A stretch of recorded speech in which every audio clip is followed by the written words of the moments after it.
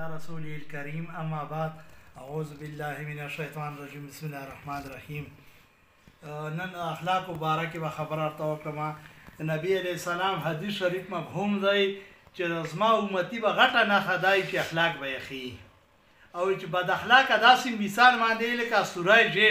سوري جیب ته څومره بوره ورچې کنه غونډ د پاکستان د بورې میلو راکاږه کړم فلاندې به ترکېږي نو بد اخلاق یو عمل هم نه قبلېږي. نو په دنیا کې یا په معاشره کې چې یو کس نوم پیدا شي کنه نو هغه به اول چې کوم دی امینی بیا به صادقي ایمانداره به وي دینداري به یې پکې ریښتونی به وي سخاوت به یې پکې خپله به نار ګرځي او په بل باندې به ډوډۍ خوري بل به پکې صبر استقامت به یې پکې شجاعت به یې چې کوم ځای کې د تورې کار راشي هلته به نیک کلک ودرېږي چې په چا کې دا عادتونه راشي نو الله تعالی په دنیا کې هغه نامه روښانه کوي او په آخرت کې به هم روښانه کوي چې مونږ او تاسو اخلاق ښه شي خو اخلاق والا داسې لکه ټوله شپه چې الله ته قیام ولیاړي او ورځ یې ټوله په روژه کې تېرېږي اخلاق دومره یو ښه شی دی. او بیا څومره دنیا هغه چې دي که نه بلاګانې او مصیبتونه او دای نو دا الله تعالی صدقې او خیرات سره به کوي چې مونږ او تاسو که نور وسم نه شي چې غټې وریژې پخې کړو چې خیرات وکړو بل چې اخلاق ښه شي یو کس کوی چې زه یاره بس همداسې ځان مخکې کوم چې هسې مخکې لاړ شم نو چې څوک په دنیا کې مخکې تللی او په یو معاشره کې نوم پیدا کړی هغه پسې یې لویه فلسفه یې د قربانۍ هغه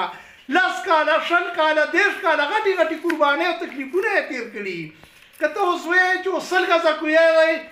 او که په هغه باندې ورکوژ ورته په هراټ باندې او بس 15 منټه کې به ورسېږي صحیح به ورسېږي او که ته وایې چې بس زه ډایرکټ چې په 15 سیکنډه کې ورسېږم به ور ټوپه کړې او ورمګه ورڅه به مات شي نو وروڼو شارټ کټ لارې مه اختیاروئ هغه لپاره اوس ځینې خلک اوس داسې مشهورو او مالدارو خلکو سره تصویر وباسي داسې خلک وایي دا پلانی سوټه خان دی هغه سره مالدار دی هغه سره په څنګ کې ناست دی په دې باندې څوک نه سړی کږي او نه په سړو کې ګرځېدی شي په خپله قربانۍ باندې به کږي چې رحمان بابا شعر دی چې اول مجنون د ځانه جوړ کړه بیا سارا په طرف اخله قدمونه چې خپله قرباني نه ورکړې خپل سخاوت اخلاق له خپله ښه نه وو او خپله کمال نه ورکړې خپله ورکې ټیلنټ او قابلیت نه و که نه په هېچا باندې څوک نه مخکې کوي زه به پلاني سره تصویر وباسم دنیا به ورانه کړې بیا دغه سیاسي خلکو ته دا اپیل کړم چې کوم خلک چې په معاشره کې داسې چې د روپو غلې چې جیب راله ډکه چې ګېډې غلې چې ګېډه به ډکه شي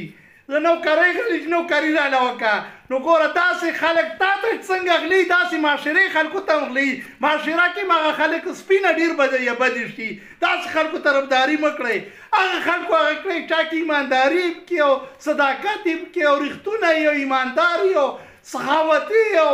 اخلاقي او امانتګري والسلام.